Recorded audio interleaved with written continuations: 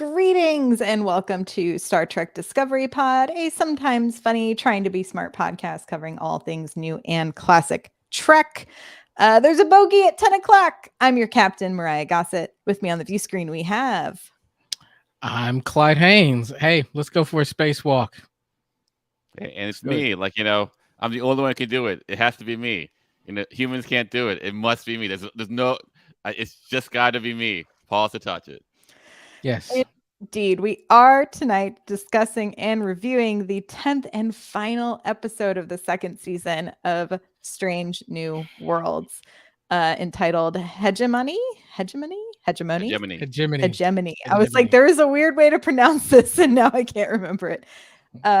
Directed by Maja Varivio. And written by Henry Alonso Myers. Just a few reminders here at the top. Paul, how can people hang out with us if they enjoy our content?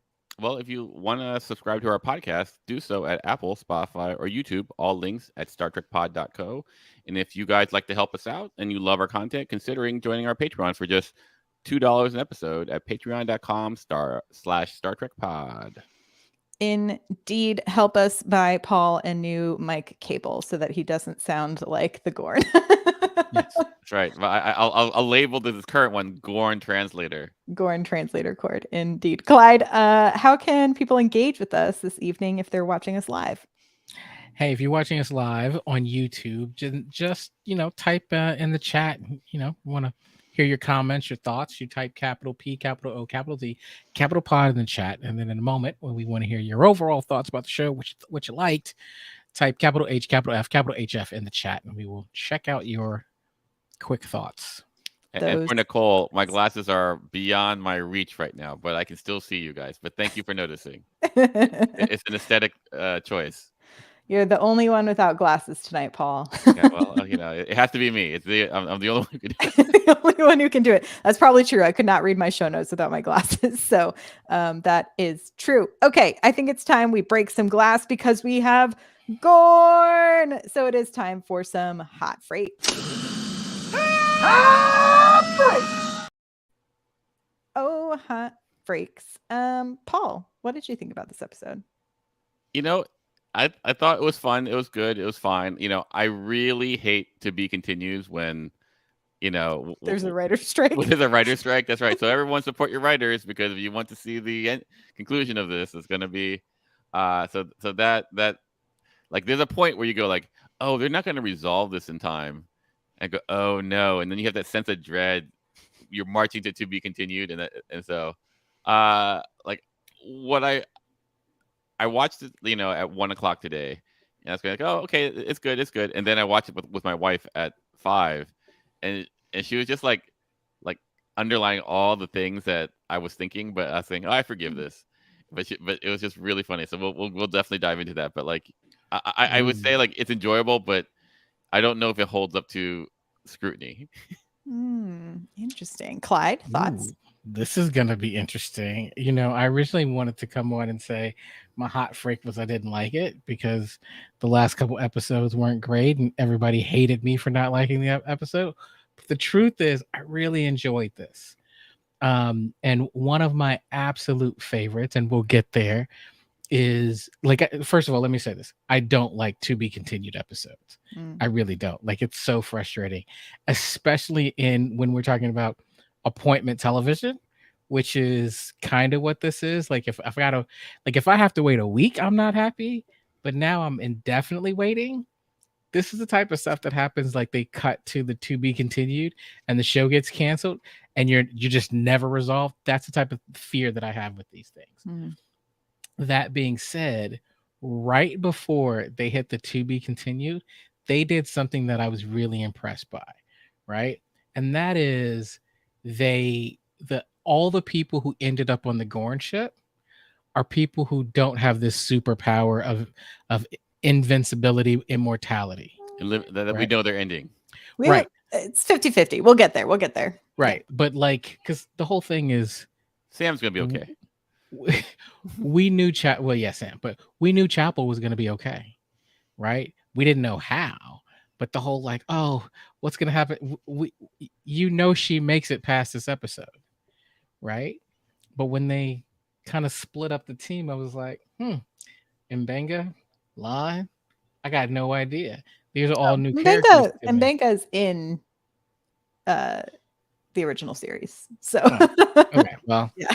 One superhero character. Clyde, basically, I'm only caring about Lon. So yeah, it might be time to change your paradigm. You know, if you could only let go of the wheel, you go flying blind, how would it feel?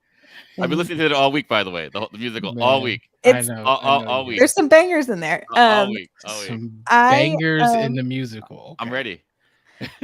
Ready for the sing along, which I would love to go to a watch party that was a sing along for the musical. Just putting that out there. Anyway, my hot freak is I really enjoyed this episode. There are some like nits that I'll definitely pick, and I have a feeling they're the things that you've probably also noticed as well, Paul. But I, as we know, am a big horror fan. You gave me Gorn puppets. You gave me scenes straight out of Jurassic Park, straight out of Alien, straight out of Independence Day, like all things that I really enjoy. I saw all of those visual references. We got mention of zombie movies, which is like one of my favorite genres of horror movies. And I mean, there's things I like the Spock Chapel thing. I thought we had finally sort of put Ish to rest, and I was good with that. But I think it makes sense for the plot of this episode. I really enjoyed Uhura and Pelia together. I enjoyed the split of the team up. I still think we need more Tegas, and we can talk about that later. But overall, I really enjoyed this. I agree. It's frustrating to get this big of a cliffhanger with probably not going to see the conclusion to till like 2025 would be my guess. Jeez. Just based on production schedules, unless they do like a half release and then a break and then an additional half release, that could be that'd be a 5 and 5. A 5 and 5 could be potential. But yeah, it's something I definitely want to discuss. So let's jump on in. The first thing I noticed was we are using a generic back lot for Middle America 20th Century, aka the cheapest back lot that we could get, because the rest of this episode is super expensive. I'm going to say this. I feel like that is an appropriate choice. I do too. I think it was the correct choice. If I was the line producer on this show, I would be like, this is what we're going to do. And I'd be like, 100% we are. I looked up and was like, is this Eureka? Like, is this the set from Eureka? Definitely. But I was going like, oh, like we haven't done like, TOS does that all the time, right? Mm-hmm. So like, I think like if you just sprinkle that in to Strange New World, I think it's totally invisible. In fact, it's probably better that way. That way, when TOS comes in, it's not out of nowhere. Yeah. So even if you had more money, I think this was still the right artistic choice. Oh yeah, I mean they did some really fun things. I saw every penny that was spent in this episode, and I think they did it well. We also have Battelle and Pike having their little video call, and what I found really compelling throughout a lot of this episode specifically was the use of music to shift mood, and I thought it did that really well throughout the entire episode, because you kind of have this nostalgia up at the top, and then we get that really big Independence Day moment that really brings that doom and gloom, and I thought they did a really great job there. We also have Chapel giving out vaccines as the like shuttle and the Gorn ship enter orbit, although she kind of gets out of there, but we're seeing Chapel at least at the start of this episode being happy with her decisions. And what did you think of sort of our emotional setup between kind of re-engaging Battelle's relationship with Pike and Chapel's sort of forward momentum here, leaving Spock in the past? What did I think of Battelle? Wow. No, like Clyde. No, I know. I'm I was chatting with people on our kind of our Slack channel for our Patreon members, and we were discussing Battelle a bit. And one of the things that I said is I kind of see where this is going. Like I know I'm supposed to have all the feels, but the truth is it really felt more like, oh, you're trying to set me up like you did with Ariam. Like you want me to care, but I don't. I mean, we've had way more character development of Battelle than we have of Ariam. I will say. But it hasn't been. I don't know what it is, but there's nothing about the Battelle character that has been compelling that I'm like, yo, like, don't do this. Well, we also right? never had a scene with her that isn't explicitly tied to Pike, minus our courtroom scene, right? Or that private conversation. Yeah, but and here's the thing with the But that is with Pike. Just Yeah. proves my point. We only see her in conversation with Pike. Like, we don't know her as a captain. Oh yes, 100%. You know. Yeah. Here's the problem with Battelle, to your point, Myrriah, is that the one time we see her not like attached in a relationship to Pike, she's the villain. Right. Like, she's right. Yeah. She's the adversary. She's the adversary, but villain. She's the adversary. I mean, to me, at least for a part of that, she was doing the thing that we didn't want her to do. She was, she was the bad guy. And so, like, I don't, it's not like I have a bunch of warm and fuzzy feelings about her. She hasn't done anything. Like, to me, again, thinking about Ariam in this episode, she seems endearing to Chapel. And I'm like, you're trying to set me up. Like, Ariam was basically almost a non-character for most of that season, and then all of a sudden you're trying to get me to care, like to really care about her. That was kind of what I felt was happening with Battelle. I think she's fine. Like, it's not like I'm like, oh, I hate her. I'm like, it's just like character-wise, it's just okay. And I feel, Kuhn brings up, I love Winona Earp, so I'm predisposed to like the actress who plays Battelle and her character. And I think I was like, I also really liked her on that series. And I was like, so I know she can do more. So it's like, I just wish she was given more. I guess my question is, like, who would you think would go with Pike? As far as like, well, what kind of significant other would you give Pike that you would go like, oh, this is what I'd want? I think it's hard because I so closely relate him to TOS, and it's like all of the love interests of TOS are just hot blondes. You know what I mean? Like, for Kirk. And then, like, I know Pike gets a little bit more complicated, in the small amount of information we're given in the original pilot, but it's like, I mean, I guess it is someone. Actually, no, that's a lie. I was about to say someone like Battelle, but I imagine someone who's like wants to go camping and is not like into the room service thing, but I also understand the whole like opposites attract. And sometimes that is what occurs there. Because she's like she's a nerd basically, right? She's right. I mean, she's a captain. Like, and then she wants to go to like a bunch of museums, and so like, and if that's his type, that's great. Yeah. Like, I'm glad he's not like dating someone in a lower rank. Like, a non-abuse of power is great. Look, I like strong, like, commanding, keep you on your toes, kind of just a compliment, right? Like, when we think about TNG, there's a whole lot of discussion on, did we like Vosh, right, for Picard? But Vosh kept Picard on his toes. It's what we like, or what I liked about Beverly, is that there was a sense of gravitas, this equal, this, but I'm gonna make you better, but I'm not, there's something about Battelle that is like, you've told me that they're a captain, and so I want to respect the rank. But the gravitas is missing, right? Like I don't know that she actually keeps Pike on his toes. Like, I feel like, for me, I mean, to P.W. Gregory's point, he doesn't exactly keep her on her toes either. So maybe it's more of a relationship of convenience, right? Sure. Like, I guess I don't see what he sees in her. I don't necessarily see what she sees in him. In that way, he's Pike. What does that mean? Well, because we know Pike, though. Like, we know that he is like. But what does she need from him? Like, what does she? Why? I don't know. Like, why isn't she with Spock? I know Spock. Why isn't she with Spock? Like, so it's that aspect where I don't understand their relationship. To me, she gives off a lot of Hermione Granger energy. Like, like, she's smart. I can see that vibe, right? She's smart, and and she's kind of a rule stickler, right? And so, but like, and Hermione doesn't come into her own until much later.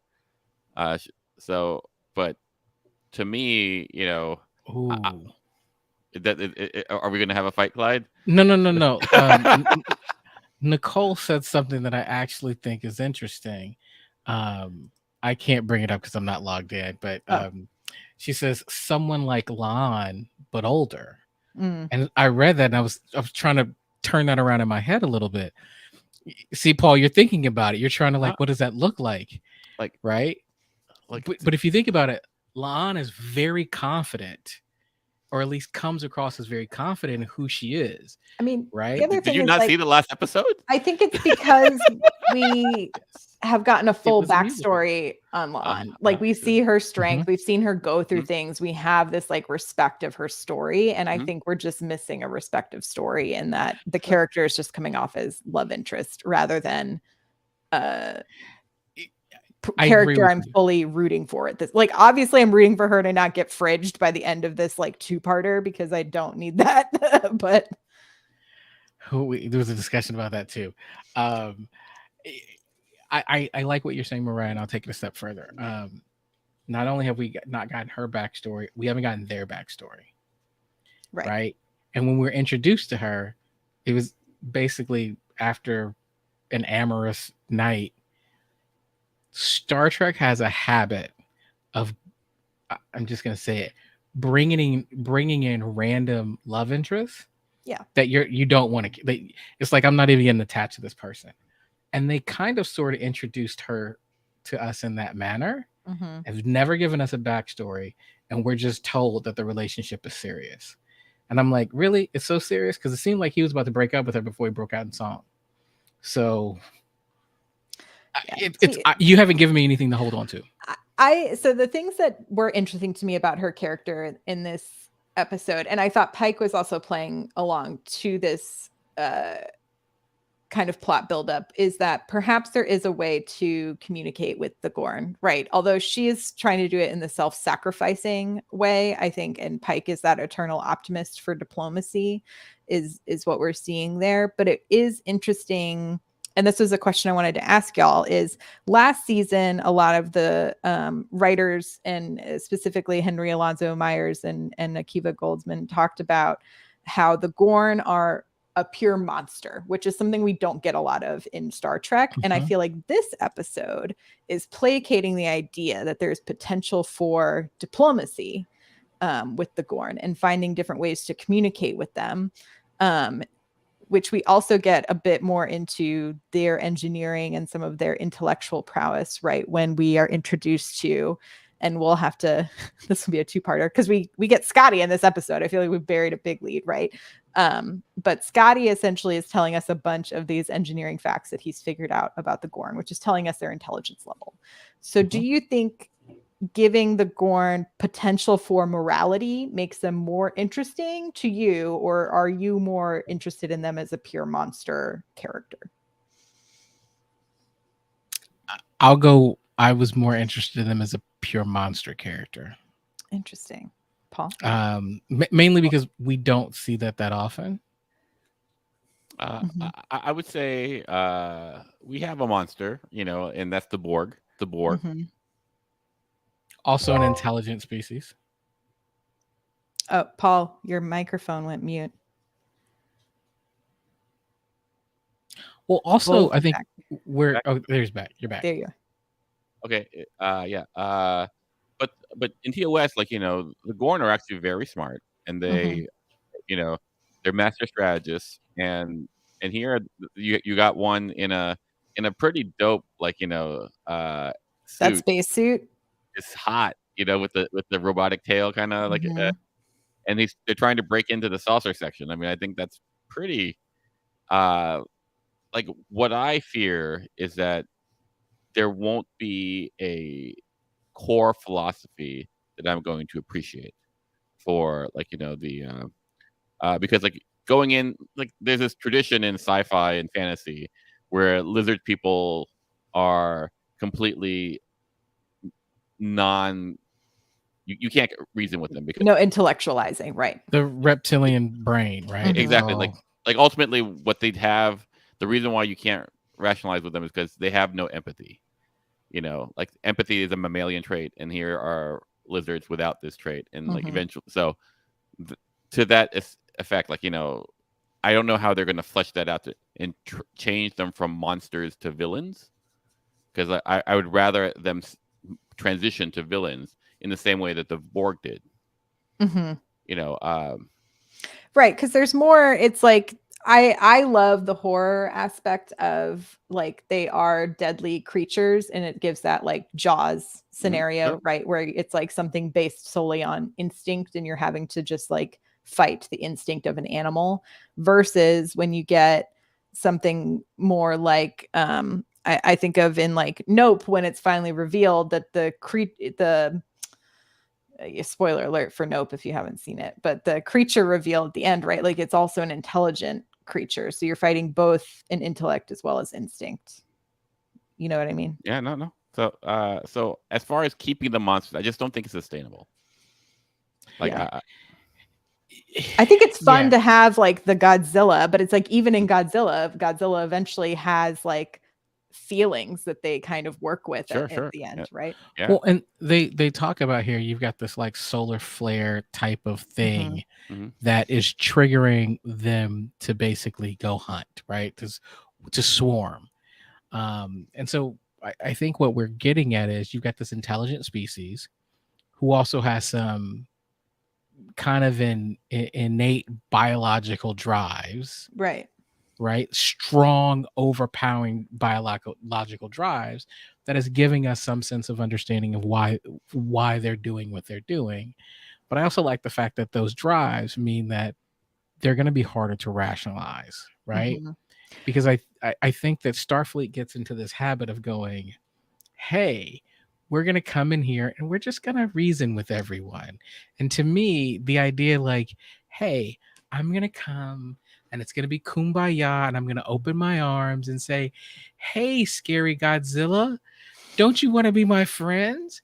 And then you get your head bitten off. Seems appropriate to me. Yeah, I do. I wonder too, it's like kind of like the Baul, the species that used to eat Saru's people, and how there's like eventually the way to like get past the innate animal, quote unquote, animalistic behaviors, right, of species that just didn't know any better, right, at the time. So I think, to Paul's point, it'll be interesting to see how they transition them more into that villain area. I have one caveat where it's like, one of the things I do like about having a monster is that, much like The Walking Dead, not that I'm a big fan of Walking Dead, it's like having a monster changes or like stresses who you are civilization wise, right? So how does Starfleet and the Federation deal with something that you can't reason with, that like that like you're afraid of the Borg because they're better, smarter, and faster than you. But like here are the Gorn, who are basically like dinosaurs. Like wool animals in your mind. It's a different fear between being hunted by an animal and being hunted by like robot demon.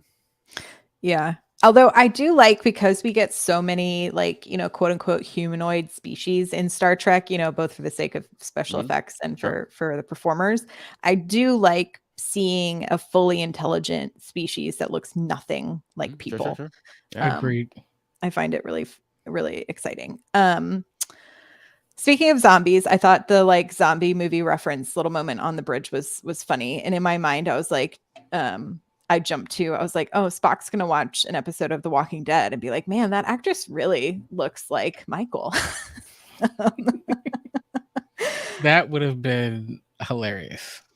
But he probably watched something classier like Night of the Living Dead. But which is what I was thought. Like if you're gonna do zombie, your first zombie movie has to be Night of the Living Dead. You got to start with classic. That was my first, and then I think I eventually jumped to 28 Days Later, which is intense, but which you also can't find anywhere. Sorry, I was just trying to watch it the other day, and it's not available like on any streaming platform. Intense.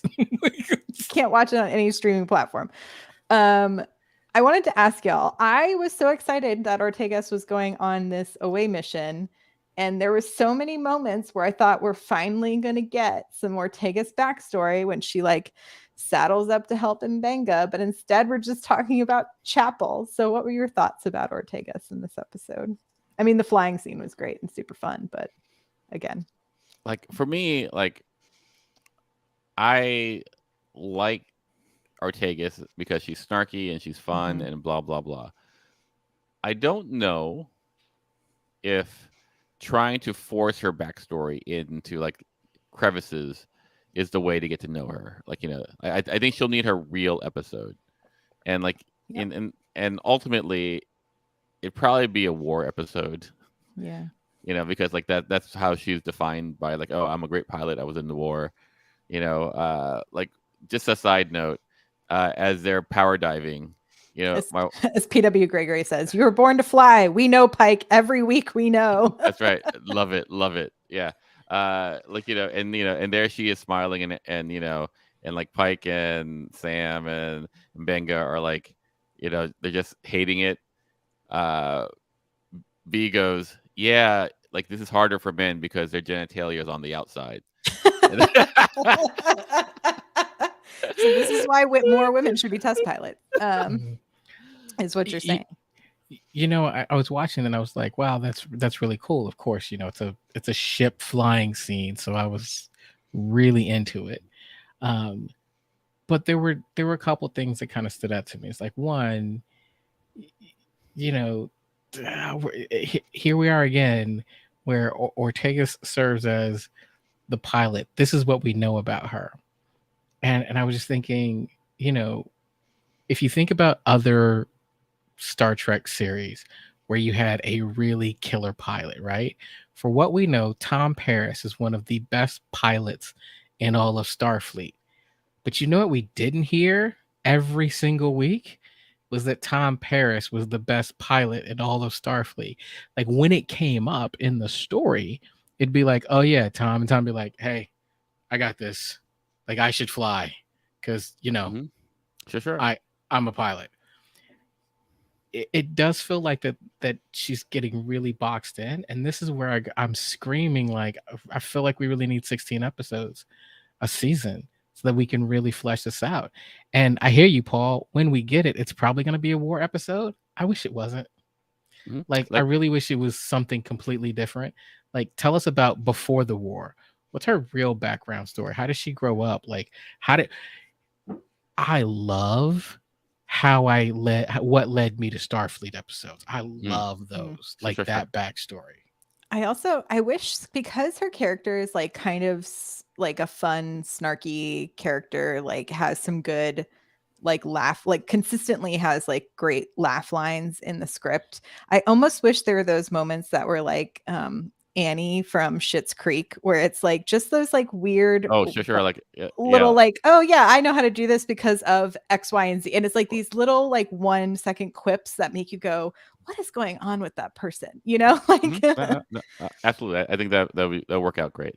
I think, or a family episode where like her mom comes on the ship for some reason, and then you discover something. I like those episodes, like Oh, the Loxana Troy episodes. Where you're like, oh my goodness. I mean, who doesn't love a parent showing up and telling like embarrassing childhood stories? Like, that's always fun. Yeah. So what was I gonna say? Like, although to be fair, like, she's getting more like justice than Sulu did. Yeah. I mean, it's hard to like, fully compare to episodes that far back in the past, right? For what our tastes are of television. Oh, sure. But like Sulu had a sword, man. Eventually, by abs. After, eventually, yeah. No, I would also say that the Naked Now, wasn't that that's like the first season where we see a shirtless Sulu, right? Wasn't he? But is that character development or just abs? Just abs. Just abs. But like, who's the best pilot in TNG? Like, no one cares about the pilot in TNG. Yeah. So that's a great question. I know the answer. The answer is Riker, and I know that because of Jericho. Right, you're right. The answer is Riker. I wanted to move into Spock having to have his save the day moment, in which we actually don't get any reasoning for why he's the only one who's able to do this. Yeah, it was hilarious. Like V and I were watching, and she was like, "What's happening? Did I fall asleep? Did I miss something?" I rewound it and rewatched it because I was like, I had to have missed, like, he's like, only I can compute this fast, or like my body will hold up against the gravity better because I'm Or maybe whatever. it's too far, and we have to use. There's not enough air in the suit, so like I have to go like you go half oxygen, and because I'm Vulcan, like I'm used to the thin air, something like Right. that. Something. I was like, I wonder if there was a line and it just got cut or something, but it was something I definitely missed that I was like, or you could just say, I need to do this, like for your own personal Sure, thing. I think sure. they also would have accepted that. Yeah, it was just really weird. Like it was specifically anti-human. No It was, human can do this. I'm yeah. like, okay, calm down there. It was, yeah. I think my spouse said this was not a logical choice, but it was an emotional choice. Mm-hmm. But I have to do this. here's the I other thing must do about this. the saucer section plan. Like they all go, oh, there might be some survivors in the saucer section. This is my biggest nitpick of the whole episode. I'm with you. I think we're all on the same page here. I just needed Chapel to go up to one screen and say, search for life. Yeah. One. Life And that's sign. all I needed. Life sign. That's Listen, right. I didn't even need that. Walk over to one of the bodies next to you and poke it. Like, just check for you are a nurse. Check for some vitals. Something just like right here, right underneath. Any signs of life. I needed just like one throwaway line because the whole time I'm listening to this plan, I was like, you're not going to check. You're not going to have Spock go over and do a quick computer check before placing these rockets to hurl this thing through space. What if there's one other person who's then just watching themselves get hurled into the atmosphere? So you're telling here's where it fell down for me a little bit. Like, here's my nit, right? And I was struggling. I wanted to get past this, but I was struggling with this. Even if she doesn't check, you are telling me that the only person who survived that thing is Chapel. The only person. That's the one person who survived. Yeah. That's and it. I saw some folks online talking about maybe it was because she beamed onto the ship after the attack had already started. And so it just like wherever she beamed in, but it's like, well, no, because she would have had to have beamed into The transporter room. So it's like, shouldn't have at least maybe one other person in the transporter room survived? I don't know. Like the person who transported her in. Oh, and people are saying sensors didn't work. Sensors didn't work to read other things, but sensors still worked internally on the ship. Or even have her try. Just try, yeah. But here's the thing: I'm okay with like them going like, okay, whoever survived in the saucer section, they're not gonna make it. We're gonna use this. We're gonna because like we're gonna have to save hundreds of like colonists potentially, right? I'm okay with that. But the non-discussion of it, no one mentioning it, seems really reckless. It seems like like, oh, maybe you're not the best number one. I don't know. It just seems anti-Federation. Yeah, or have like Chapel running around in the spaceship for a little while looking for survivors. I don't know. I needed some sign of we cared about the other people on this ship. Yeah. Just a little bit. Go ahead, Paul. If we go back to the another thing, if we go back to the surface, they go, why is Scotty creating a trap for Gorn? It seems like he's literally. What's he doing? Why is he doing it? I think he's trying to create a distraction in there as a trap so that they don't find the colonists in the diner. It's a decoy.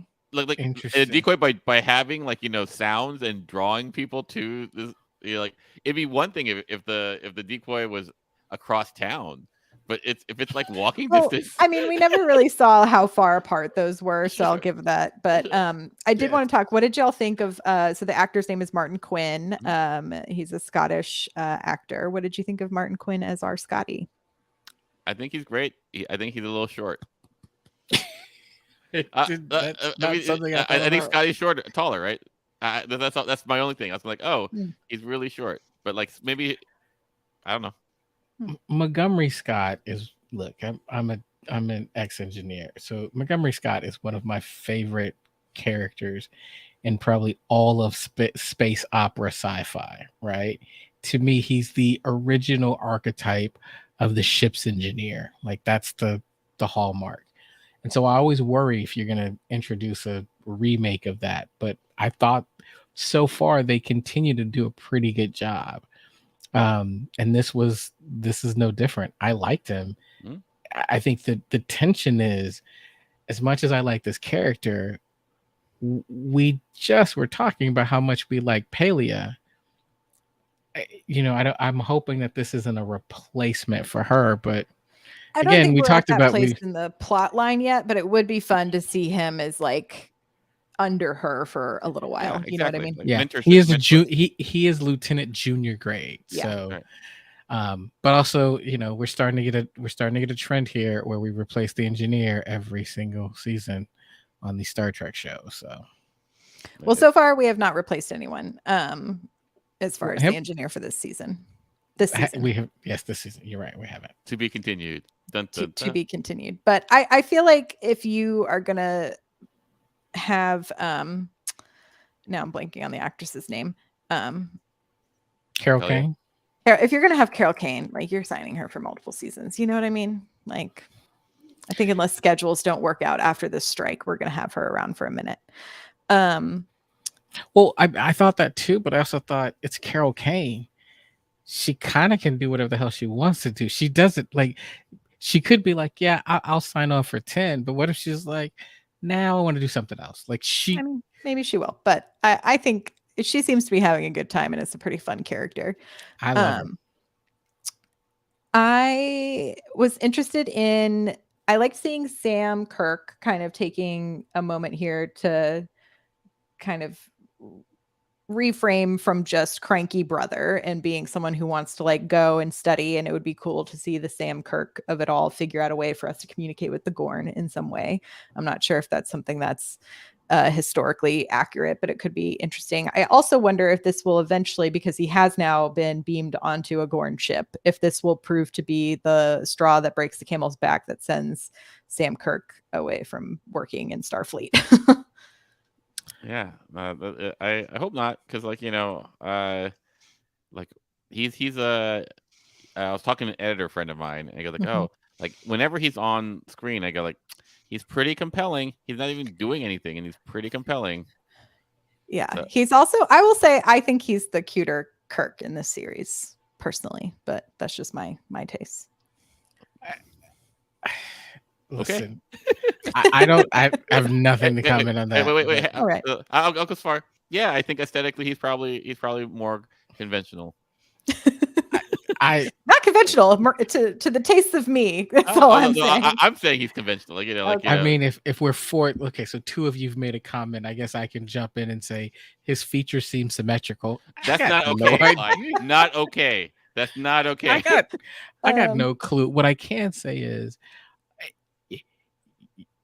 and I don't know if it's just because of the character, right? And again, this idea of Jim Kirk, he's still not my Kirk, but Sam Kirk is a character who I'm like, when he's on screen, I'm not bothered at all. Like I'm literally like, okay, he is a part of this cast. I'm probably more interested in him being seamlessly a part of the story, whereas Jim Kirk it feels a little bit like I'm looking for traits of TOS. I'm trying to figure out in every scene how you relate to the Kirk I know, right?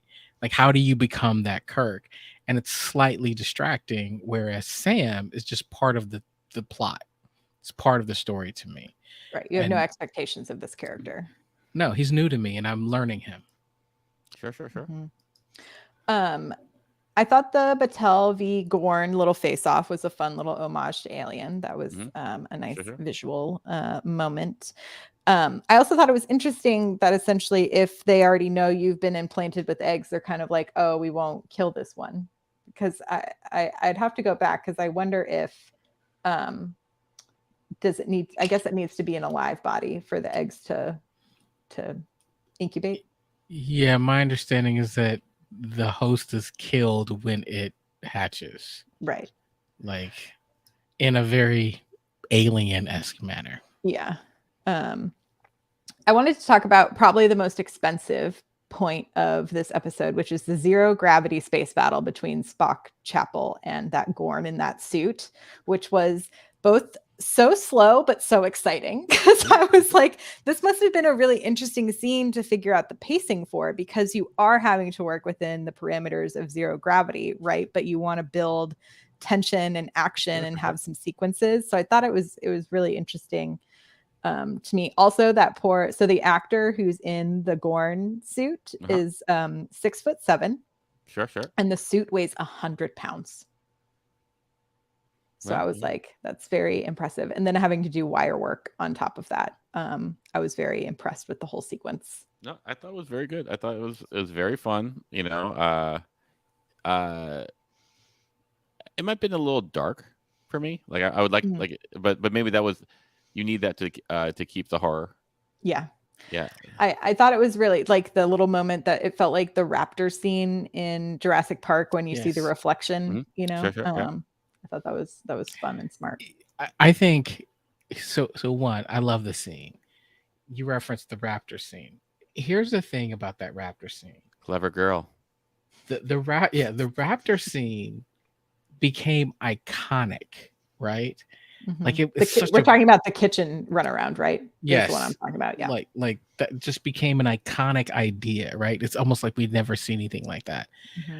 I won't say that this is like iconic, but it did evoke some of like that throwback to that, and it was just done really well. Like the idea to me, I don't know that I necessarily saw it coming before it happened or right before it happened, in that Chapel shows up and is like, hey, Spock, and realizes, oh my goodness, I am not alone, and that's a problem. Yeah, the Gorn reveal of it trying to break into the computer that Chapel first sees, and then we get the addition. I thought it was interesting they did kind of the tail thing twice, right? Sure. As sort of like, you know, that felt like when again in Jurassic Park, when you would feel like the shimmers of the water moving and the ripples, you know, you get these like little signs of the bad guy is near, right? But I thought they did a good job. Also, the VFX, like once they kind of fly out of the top of the saucer and you start to watch it go down, I thought it just looked really amazing. And I'm just like very thankful for the VFX teams that do such an incredible job on this show. You know, it's so funny how many saucers hit planets. Like you'd really think that at some point Starfleet would be like, hey, maybe we should redesign these things, because the saucer piece, it inadvertently lands on a lot of planets, like, you know, edge first in a way that we didn't intend. I don't know. I think that might be a feature, not a bug. Feature, not a bug. I wanted to ask, so one of the other kind of really iconic cliffhanger two-parters, right, is Best of Both Worlds, where we have Riker trying to make the decision of whether or not he's going to shoot on Borgified Picard. And now we have Pike having to make the decision if he is going to follow Admiral April's orders and leave behind kind of a 50-50 mix of cast here of whether or not we know their fates or not, right? Like we don't know what happens to Lon. We do know what happens to Mbenga. We do know what happens to Sam Kirk, but we don't know what happens to Ortegas. And so, and we have all of the colonists, which will inevitably be our red shirts of the situation. What do y'all think of the stakes here for Pike versus the stakes that were set up for Riker? And when did y'all watch Best of Both Worlds as it was airing? So did you also have the giant gap? Yeah, because that's like, you know, someone who's only ever watched it in rerun, you know, like I inevitably know the fate of the characters before I watched it, so I didn't have the same sort of tension. So what do y'all think of the comparison here? Yeah, I mean, I vividly remember like, what the hell is gonna happen? Like, where is this going? And this was a time for me where I wasn't as a sophisticated TV watcher as I am now. Which, you know, is probably not saying very much, but at the time, like the idea of like, at least someone said it, Clyde. At least Yeah, someone said it. I have to say, the idea of being able to think about like, oh, well, will they really get rid of this actor? What are the other dynamics that are going involved? Like, what would this mean to the story? Like, I wasn't thinking about that. All I thought of like, what is he gonna do? And I don't know. That being said, now I'm looking at this and going, that was when I had a little bit of TOS and TNG was my whole world. Now I feel like I've got 10 other Star Trek series to go on. He's not going to abandon them. Even if he has to take a break and regroup, he's a Star Trek captain, so ultimately he's going to save him. Like, I hope, like, when we come back in 2025, it goes 5 years later. Ooh. No. Pike's at the bar. He's drinking. He's going like, "Oh man, I should have stayed and fight." Like, and blah blah. I don't know. Yeah, no, I thought about it and I go like, for best of both worlds, like even though like you didn't know what was going to happen, it was still a fairly blue sky show where everyone's going to be okay. So like you knew that was going to be fine. With this show, like I feel that for all of it, like the tastes are not as blue sky, so people can die.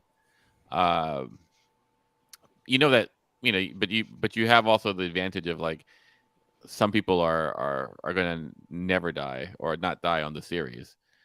So for me, I was going like, what would I do in Pike's shoes? And like the answer is, I'd probably run away. Not because I don't see a solution where like what you have and your capabilities are not going to be able to get you where you need to go. Exactly. The only thing that would make me like second that is like Pike go like, well, I'm unkillable right now. So let's just go for it. Let's see what happens. Well, it would be interesting if he's like, I'm taking a shuttle, everybody else go. Yeah, like I'm totally unkillable. Like I know where I'm in 10 years, like, and so that would be interesting. But like I don't think they do that. So that's not a card that we play a lot where Pike knows he's a super undeadable. But it's interesting. Do you think Batel is going to survive the Gorn hatchling? Like no. I mean, I think it would be an interesting development and a feather in Chapel's cap if she can figure out a way to deliver the Gorn baby without killing Batel. Also, because I think as a gore horror fan, I would like to see what happens there. Alien baby. You want to see that arm just be severed when the John Hurt moment comes out. That's but it's like, like in surgery and it's like, but they, it doesn't kill her, Like for me, I don't think she can die. Why? Because like from a narrative, too predictable. From a narrative standpoint, if she was going to die, she needed to die, on the surface. But now the scene that you would have is like she's just there and like, okay, I'm going to die, and we're not particularly connected to her, and so then it's kind of like doing the side of the hospital bed goodbye doesn't feel as emotionally fulfilling because we don't love her the same way we love like even Hemmer, like so like there's no moment to be had by killing her, like I think if they were going to do it, they would have done it in this episode. My hot take, I could be wrong, like but like it just seems like anticlimactic for that, especially if she's the love interest. The only way they would do it is like she dies and it makes Pike do something that he wouldn't have done before, which is unlikely. I think that route's a little.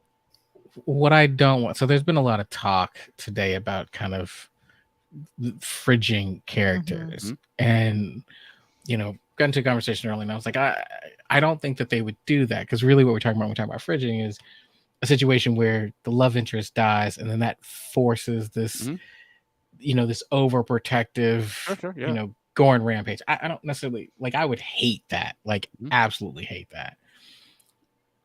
But I don't know. I feel like we've been going on this journey where I've been expecting her to die at any minute, like just. For sure.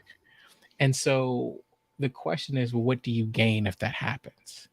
Yeah. No. Right. And the only thing that I wonder is not so much this violent rampage, but Pike is still talking about, well, maybe we can negotiate. Maybe there's a diplomatic approach, and maybe her death puts him in a place where he's like, just no. I think their biology, their culture, like if you think about it, how they reproduce is a violent attack against another species. What I mean is that perhaps Chapel figures out a way to where their babies can be incubated without the need for this particular violent way of the eggs being spawned.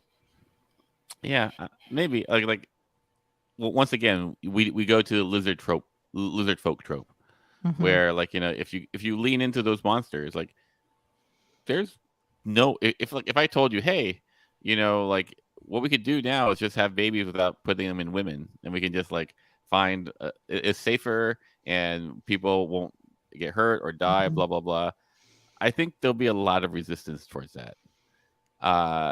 And in the same way, like I don't think even if Chapel were to find a way to do it, which she may, like I don't think it changes anything, because I think the Gorn, like for all of it, they're a predator species.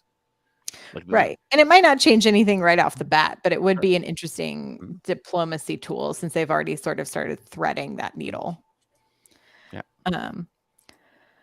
And that was kind of, I mean. So, yeah, you go, Myrriah. Oh, I was like, that was kind of it I had for my notes. I mean, this episode was very like action packed, things moving forward. I thought Rebecca Romaine's like moments with Spock about like, I would never tell you to give up hope was really sweet. I thought there was lots of great little interactions between Pelia and Uhura. I love the don't sugarcoat. I love crazy ideas. Sure. Yeah. I thought that was great. I would like to discuss what we think will happen next in storylines in the future cast a little bit, because we're at the end of this season. We are indeed. Yeah. And I think, maybe not next week, but the week after, I'd love to do a full season 2 sort of rehash and rediscuss and talk about some of the arches. But as far as featuring, I mean, I'm assuming the first episode of the next season will be the continuation of this, and we're going to jump back into the Gorn, or it will be something wildly different. And they'll make us wait an additional episode before we find out what happens in this one. There'll be another law episode. Yeah, who knows? It could be like a weird side quest, like someone gets hit in the head and we see like a full like a Q shows up, who knows? What do I think is going to happen next season? I mean, I'm hoping we get Chapel outside of a relationship in storyline. I'm hoping we get Mbenga some joy. I would love to have a full Ortegas episode. And I think I want a little bit more Pike development outside of his knowledge of his future. His fate. Yeah. Those are all things I'm interested in. I'd also love to get to know Una more, because that's another character that we had in TOS, but we don't know a lot about. So, like for me, there's this point where in TOS, she has a fiance, and so I assume that she's going to meet him on that internship and this. Yeah, the fellowship is run by the gentleman who will eventually become her fiance. I'm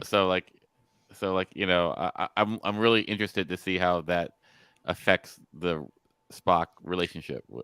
I also want some justice for T'Pring. I will say, I was talking to a friend who has not watched TOS or anything, and I go just so you know, T'Pring is going to have Kirk and Spock fight to the death. So she's going to be okay. Yes. But what was really interesting is I would want, for some reason, I want another Portal episode where I don't know if you go back to Lower Decks, but if a Lower Deck character were to come back and they would have a relationship with Spock, maybe Tendi or Peanut Hamper, Mm, There you go. You got it in. I got it just under the wire. just under the wire. 55 minutes in. Probably our latest peanut hamper acknowledgement.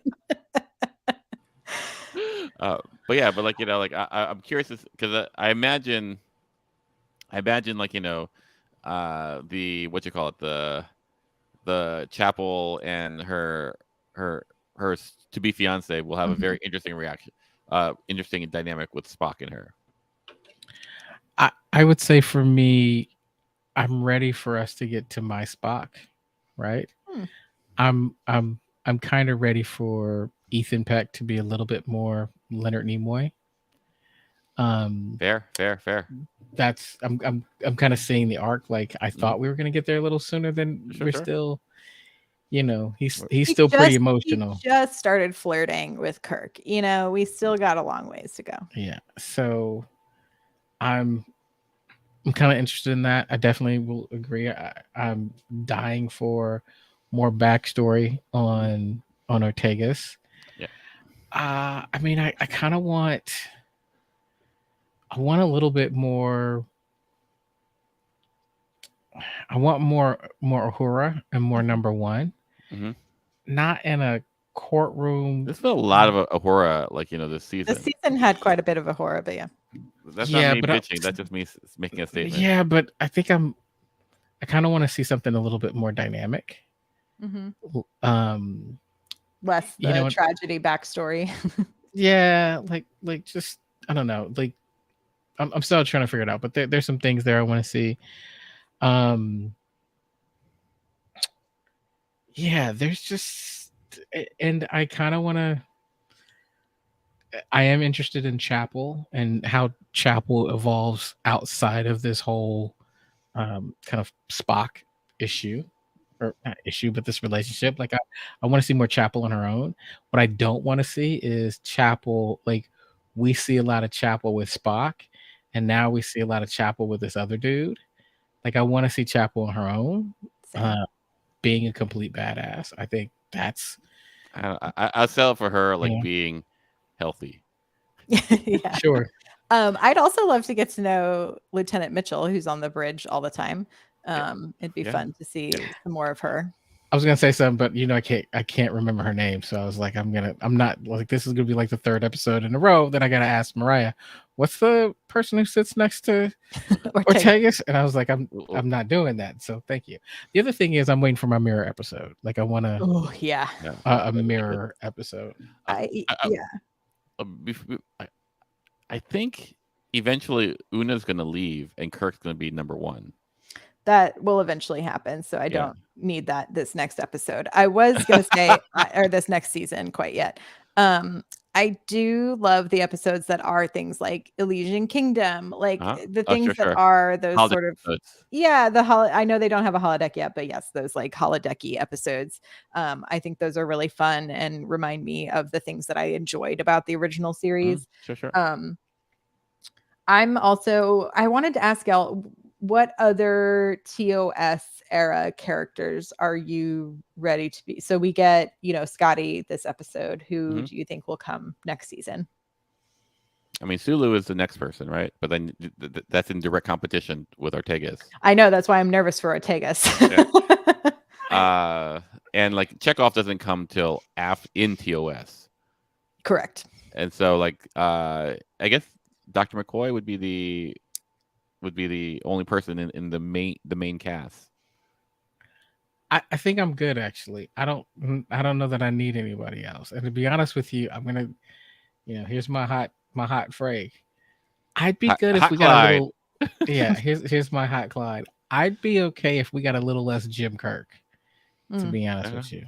And that's not about a Kirk issue. It's that every time Kirk shows up, I feel like you're stealing screen time and character development from somebody I actually want to know about. That's a fair statement. Statement. I mean, do you think they're eventually? We've talked about this before, but after this season, do you think they are working their way to a full, eventual I don't want to say rebooting, but like a rejourneying of our original series characters? I've been thinking about that a lot, and I keep going back and forth. I haven't actually come up with an opinion. Do I think they'll do it? Sure, why not? I hope not. I don't know that I need it. Yeah, I mean, because Paul, to your point earlier, if you do it, what do you do, right? okay. What do you do you set it up as this is the prequel to, or do you just do journeys that are different episodes, essentially? Sure. I mean, you could do that, or do you go ahead a few years? Like, I mean, it gets a little murky, and the question is, what's the payoff? Like, I'm excited. I was excited about the idea of a Section 31 show. Mhm. I'm excited about an Academy show. I am disappointed that you're canceling Discovery. To me, there are a lot of stories that you still can tell. I don't know that we have to retell TOS. I don't know what we gain by that. That's P.W. Gregory makes an interesting point. If TOS had actually expanded on its characters, Strange New Worlds wouldn't have had to pick up the slack. Whoa. That is a hot Gregory. That is a hot Gregory. That's a hot Gregory. But it's kind of, I think it is that in the same way that, like, when have y'all ever gone back to watch like the original Battlestar Galactica series? Sure. I have tried. I did not make it very far. Exactly. And I think that's what these like newer updates can do with some of these properties. Is say like, oh, what is the I don't like using the term better, but what is like the modern storytelling interpretation of these characters and these ideals, right? Mostly you're communicating the ideals and the metaphors of these sci-fi stories. Yeah, no, the contemporary interpretation of the ideals, right? Because I don't think there's a lot of people who, I think it's a harder sell to get people to go all the way back to the original series to tell them this is how to learn the most about these original characters. And also the thing about the original, I mean, maybe there is a benefit here, right? Because every time I go back and try and watch TOS, there's a rub against my 2023 sensibilities, right? Like, I've talked about this before. We're recommending episodes, and I'm thinking I want to, especially because of Lon. Mm-hmm. I started this journey where I was like, I want to know more about Khan. I want to go back and watch the Khan-centric episodes. I want to watch the Wrath of Khan. Like, I want to know more about Lon's backstory. And I watched the original Khan episode, and I was just kind of horrified. And so if you're talking about going, hey, we're gonna take out a lot of this, sexist, patronizing, racist kind of elements of a 1960s show, which at the time was revolutionary, right? And progressive. But we're going to really do it, then maybe that might be interesting, but also dangerous. So I'm still on the fence. Like, for me, like, I know I'm going to step outside our franchise, but like when I watch Star Wars things, that's it's another franchise. It's more of a. I think I've heard of it. Yeah. Like laser swords. Let's do more zap zap.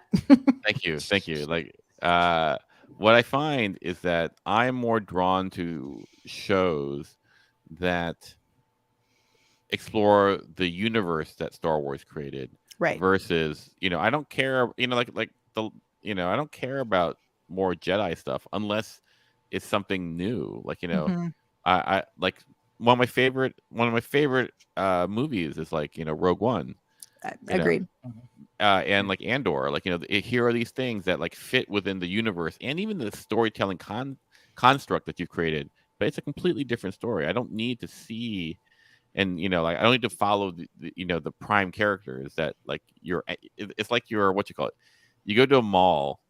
A mall is a place where people used to buy things. You had to go to physically.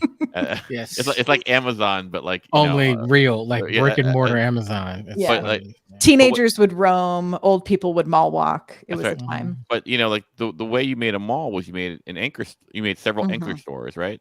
And then an ecology grew from that, right? And like I think we're in the ecology phase of Star Trek now, where like we have the anchor stores, And like I don't need you to go and like redo Bloomingdale's or Macy's or whatever. I want to see what other you populate with the world. Well, I mean, I think you're spot on, Paul, because that's what I won't say that that's what I love about Discovery, right? This and Strange New I think Worlds. especially once we Yeah. jumped into the future and we were Yes. truly Yeah. like outside of having to deal with the canon of it all, right? Yeah, no, it's also what's appealing about Lower Decks, right? Mhm. Is that you're like, hey, this happens in between some things. It's completely different. We're getting this story about not the main bridge cast, but some, some fun characters in the Lower Decks. It's interesting and expands the universe for us. Yeah. So that's my thing. I truly hope they do not make contemporary TOS. Yeah, I think I agree. I wouldn't mind a movie or two with this cast. I think they're pretty fun. Sure. A Strange New World movie. I take it. Miss Powell family says Una as captain in a follow-up show on a new ship. I'd be for that. Sure. Right? Or especially like if it continues the conversation about her being genetically altered, right? And maybe we get more of that conversation. Yeah. I would like to see a little more of her Wolverine ability. I mean, she's basically. I know. I'd like to see her someone said it, go toe to toe with one of those Gorns in the big suits. Yeah, and then like she gets hit and then she heals. She like light heals or whatever she does.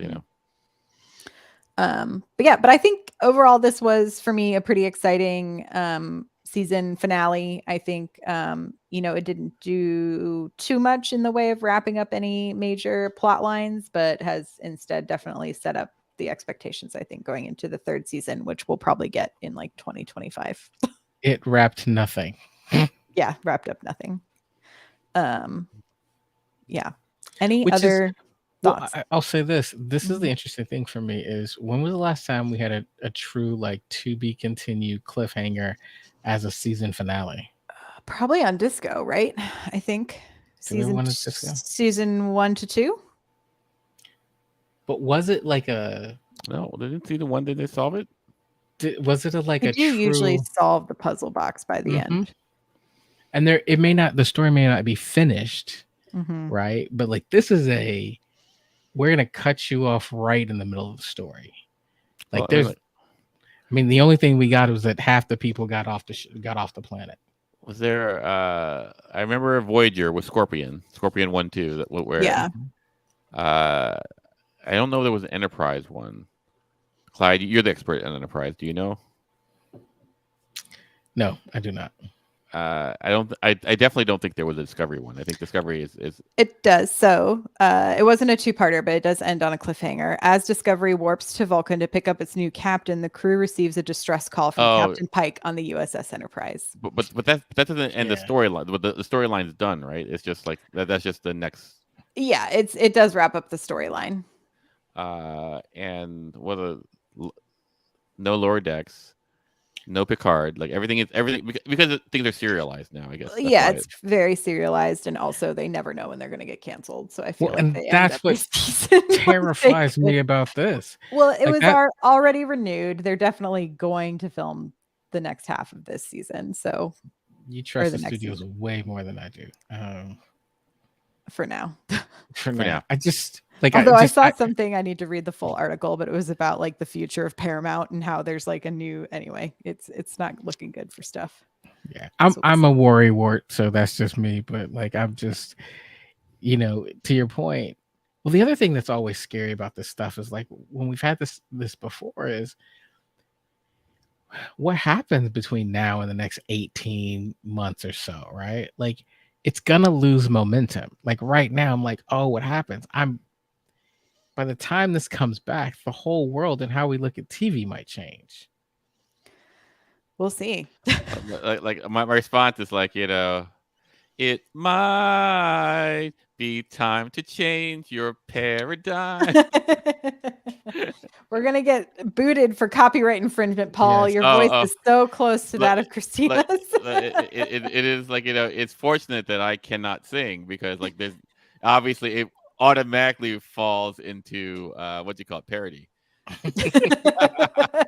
They're like, oh, we don't have to worry about this copyright. That's right. Yeah.